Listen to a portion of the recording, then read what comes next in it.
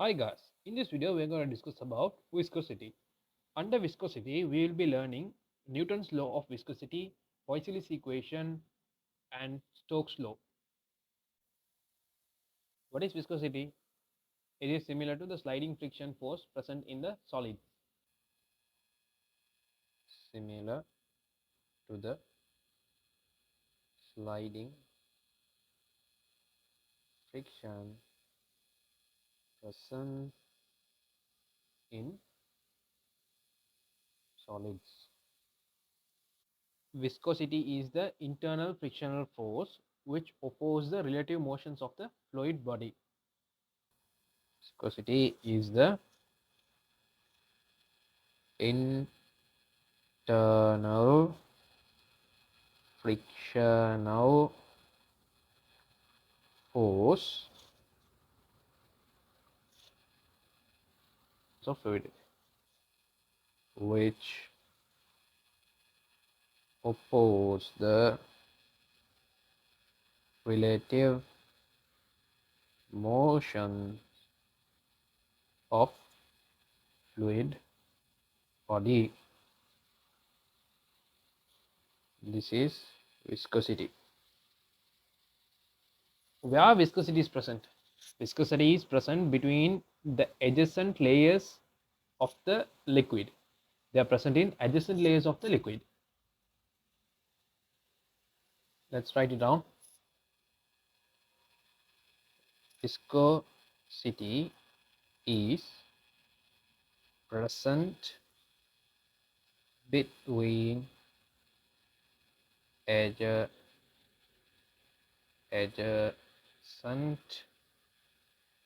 layers of liquid. They are present in between the adjacent layers of the liquid. Viscosity is present only in the viscosity is only present in the real liquids.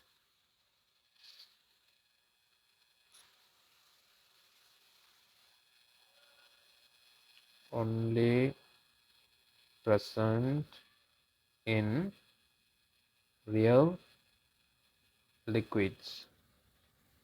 Now let's look at an example.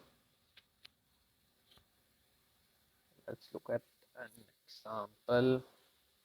Okay, let's take this is a layer of fluid, and this is also a layer of fluid.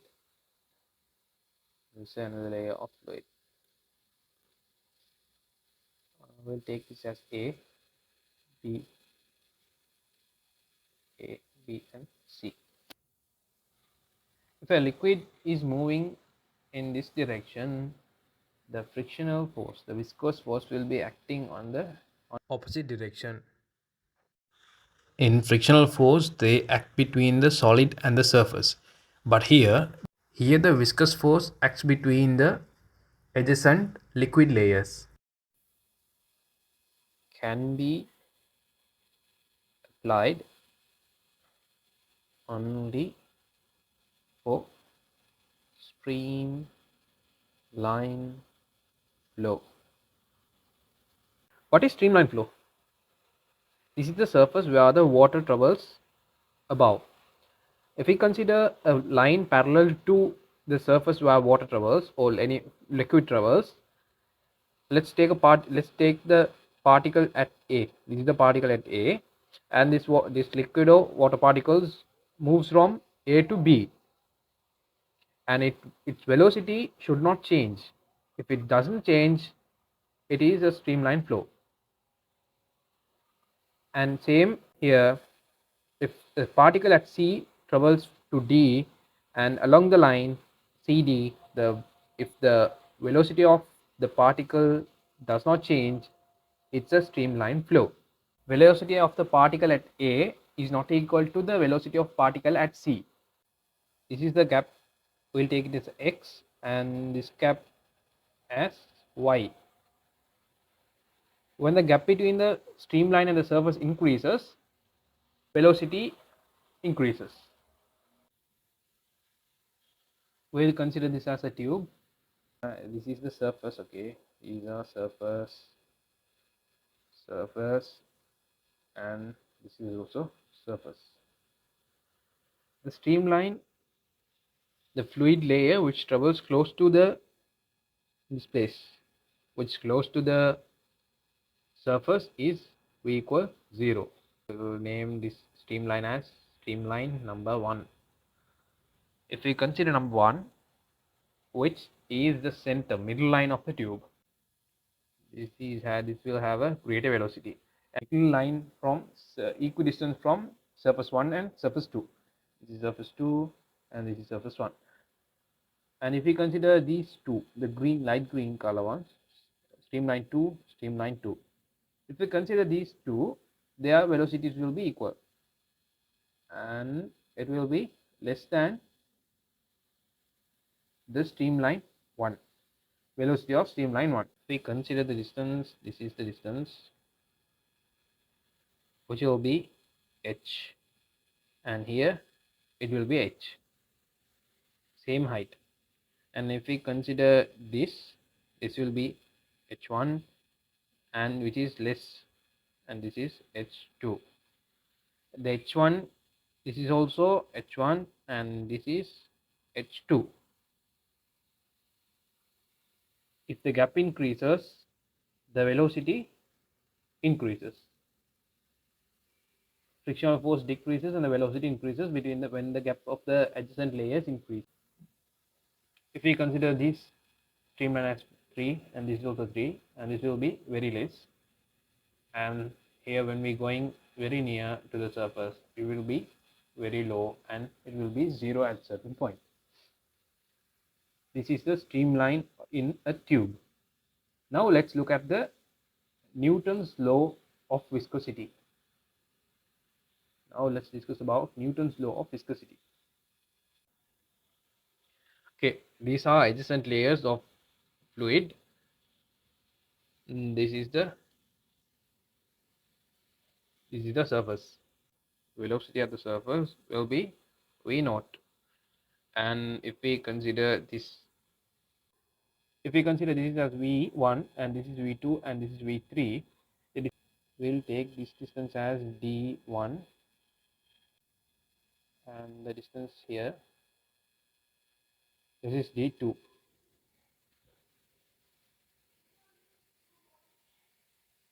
And if we look at the velocity gradient, what is velocity gradient? Let's look at the velocity gradient. Velocity gradient, v2 minus v1 divided by d2 minus d1, and which is delta v divided by delta d, distance separated, gap between the adjacent water. This is d1, delta d. Now let's look at the Newton's law of viscosity. His law. What is his law? He introduced an equation: F viscous force is equal to neta A and the velocity gradient. Velocity gradient. This is viscous force. Viscous force. And this is coefficient of viscosity. This is coefficient of viscosity. A is surface area. Surface area. Okay. What is Newton's law of viscosity? F equal neta A into velocity gradient. Okay, now let's discuss about Poisilleis law. Where do we use Poisilleis law? We use to determine the rate flow of a liquid in a uniform flow through a capillary tube. To determine the rate flow of a liquid in uniform flow through a capillary tube, we'll write it down.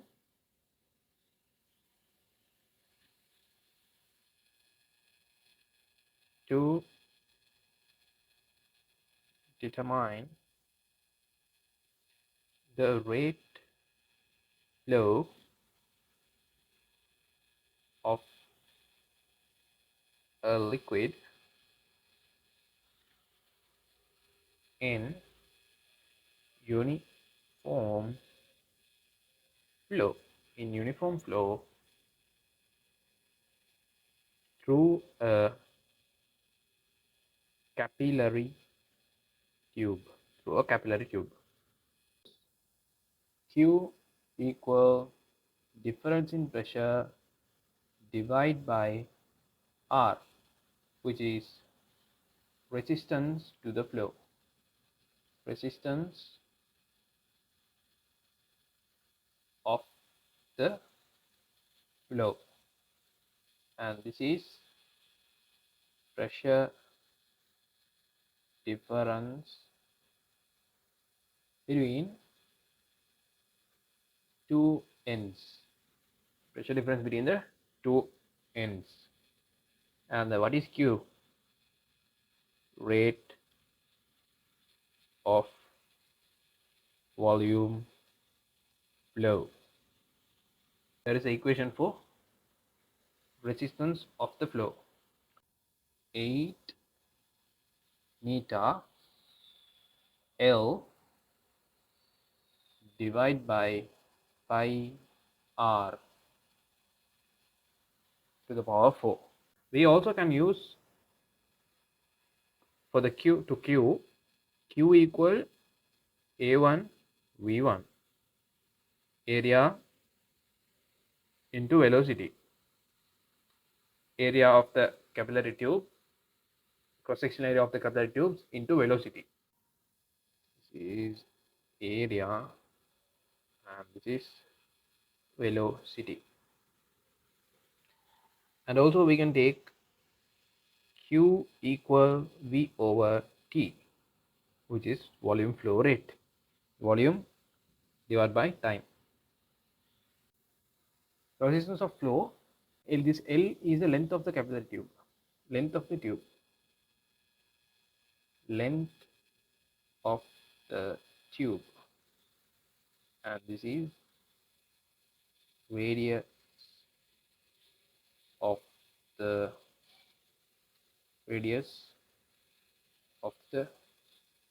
tube, and neta is viscosity of the fluid. Okay, now let's look at the volume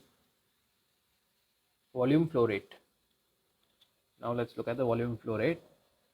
Q equal delta P divided by R, and R is 8 meter L divided by pi R to the power 4. Delta P into 8 meter L to the pi to the power 4. And we'll rearrange this equation. We rearrange Q equal pi R to the power 4 divided by 8 neta delta P pressure difference divided by L. Q equal pi R to the power 4 divided by 8 neta into pressure difference into L. Flow has 4 conditions. What are they? First condition, I'll write the 4 laws, okay. Poisilleis law has 4 conditions. First condition,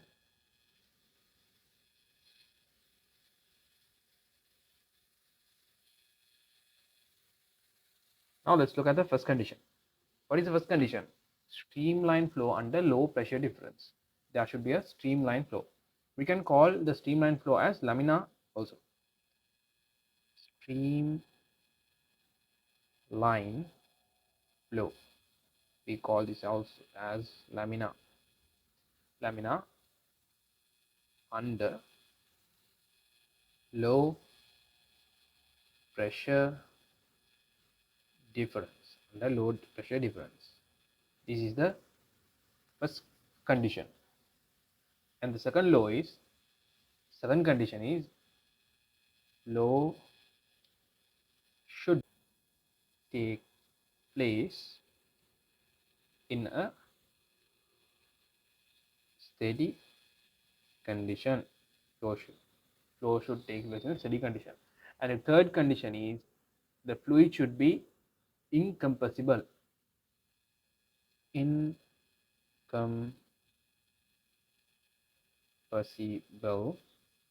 fluid. Fluid should be incompressible.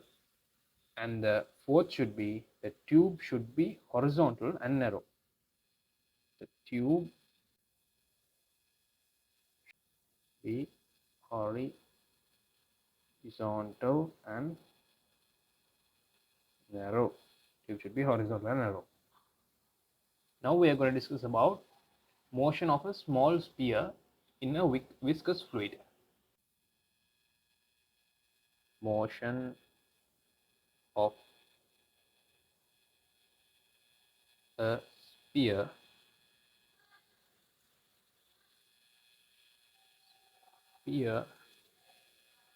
in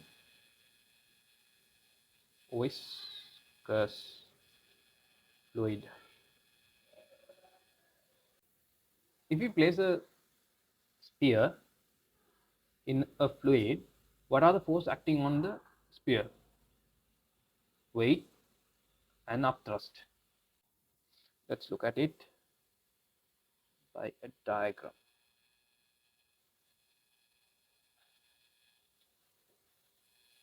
Here there is a small sphere and this is upthrust force and this is weight. A sphere in a viscous fluid, to viscous force, acceleration of the object reduces and the acceleration becomes zero and the object will traverse in a uniform velocity, uniform speed. Let's write it down.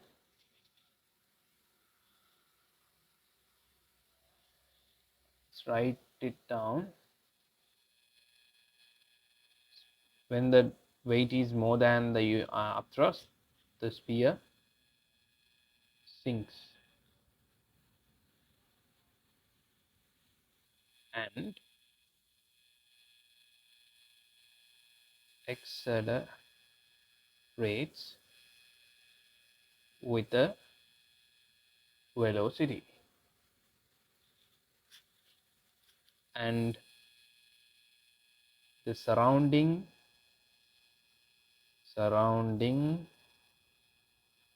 liquid will also travel in same speed as the sphere. The surrounding liquid also will travel as the sphere, but due to, let's write it down, due to viscous due to viscous force, the acceleration will be reduced. Acceleration will be reduced. At a point, acceleration will be acceleration will be zero, and there will be no acceleration. At this point, the sphere will travel with a uniform velocity. Let's change the color. At the point,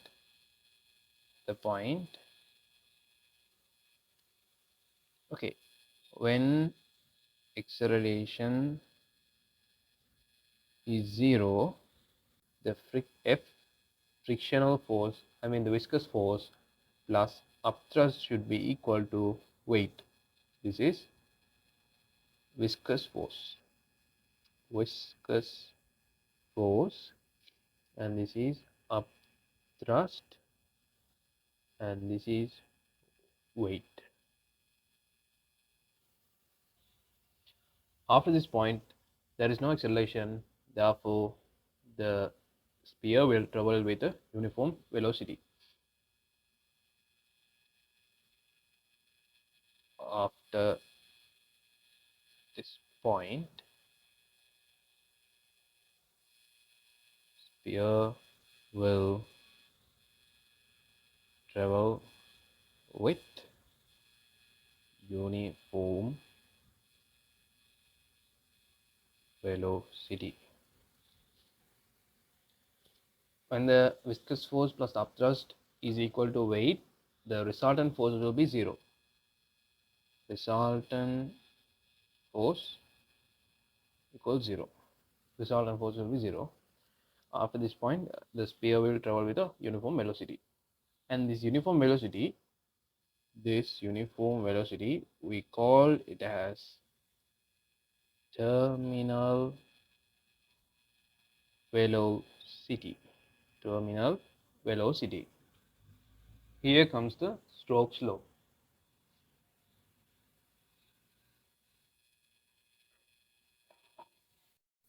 Here comes the Stokes law. Stokes law. Stokes law is F equal 6 pi neta RV. F equal 6 pi neta RV. This is velocity of the sphere, and this is radius of the sphere. Radius of the sphere. This F is frictional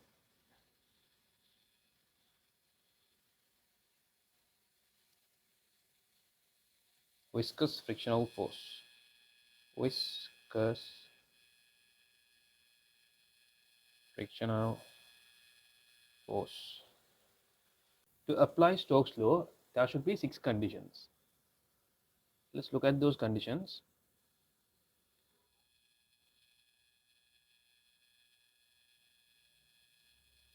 There should be 6 conditions. What are they? The first condition, fluid must be at rest. First, fluid must be at rest. And the second condition, fluid spreads over a large volume relative to the body. Fluid must be spread over a large volume relative to the body. And the third one, radius of the vessel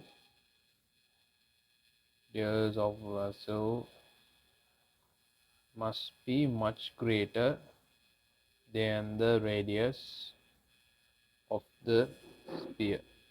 Radius of the vessel must be much greater than the radius of the sphere. And the sphere should be released from the rest. And the fourth condition is sphere should be released from rest. Sphere should be released from rest. And the fifth condition is sphere should be released along the axis of the vessel.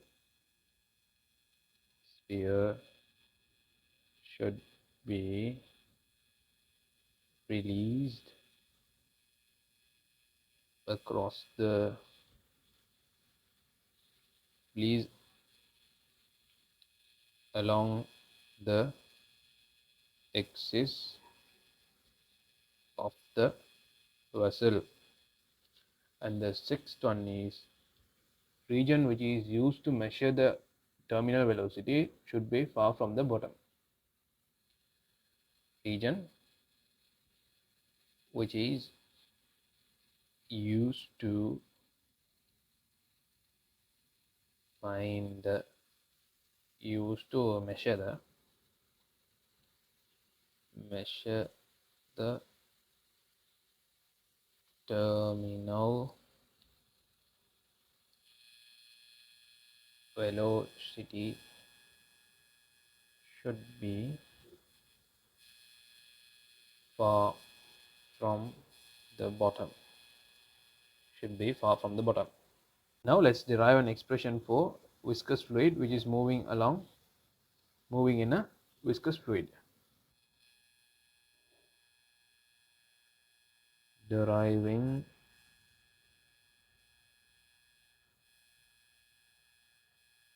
an expression for a spherical object moving in a viscous fluid. When an object is falling, force, if the is the density rho 1 and the object's density is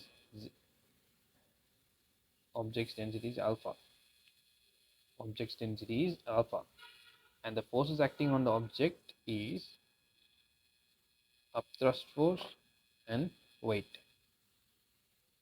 If the alpha if alpha is greater than the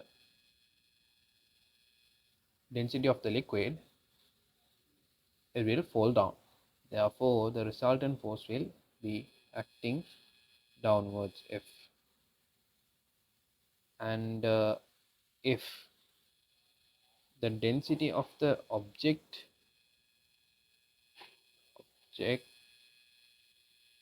is alpha and the density is rho 2, and if the rho 2 is less than alpha is less than rho 2, the resultant force will be acting upwards. Therefore, this will move upwards. This is upthrust, this is weight. Now let's derive an expression for the object moving downwards. Object moving downwards. Okay.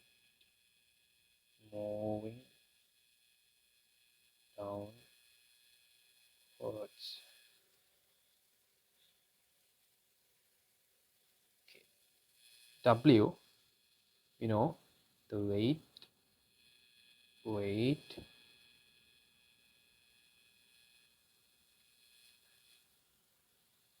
What is the equation we use?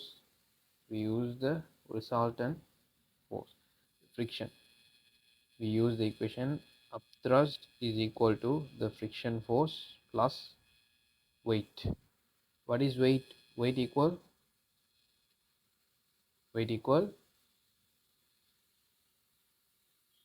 density into volume into g, gravitational acceleration, and we show g, and the volume is 4 over 3 pi r cube. Density of the object is alpha into g, and the viscous force is 6 pi F equal 6 pi neta RV, and the upthrust force is also upthrust equal 4 pi r cube divided by 3 into, we should apply the density of the liquid density is rho 1 into g. and we can find the velocity. We are going to find the velocity of the object, and we know these equations, and we know these, and we're going to substitute this. 4 pi over 3 pi r cube, this is cube, cube, cube, cube, rho g equal 6 pi neta rv plus the weight 4 pi 3 4 over 3 pi r cube rho 1 into g. If we take this to this side, it will be minus, and it's a common factor. We can take the common factor out. 4 pi r cube g alpha minus rho 1 will be 6 pi neta rv, and we're going to divide this 4 over 3 pi r cube g alpha minus density, and we're going to divide this by whole thing by 6 pi neta r. Simplify this equation. 6, this is 2 and this is 3, and we can cancel the pi and r squared, and this is the equation. If we write the formula, we'll write the formula. V equal 2g to r to the power r squared g divided by 9 neta into pressure change. This is the equation.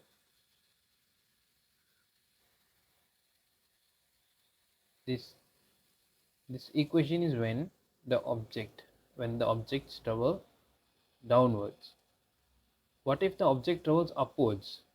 If the object travels upwards, we should interchange this. We should subtract the low density from the high density object.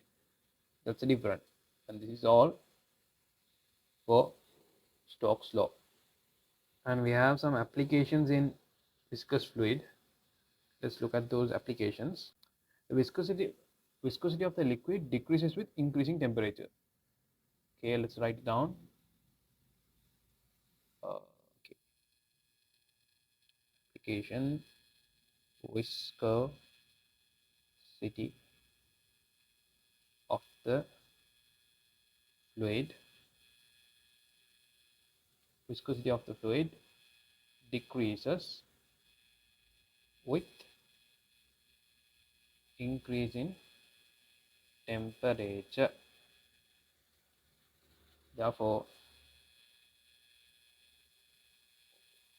we can write the equation: viscosity is inversely proportional to temperature. Viscosity is inversely proportional to the temperature. Application 1: thick fluids are heated, so it can pour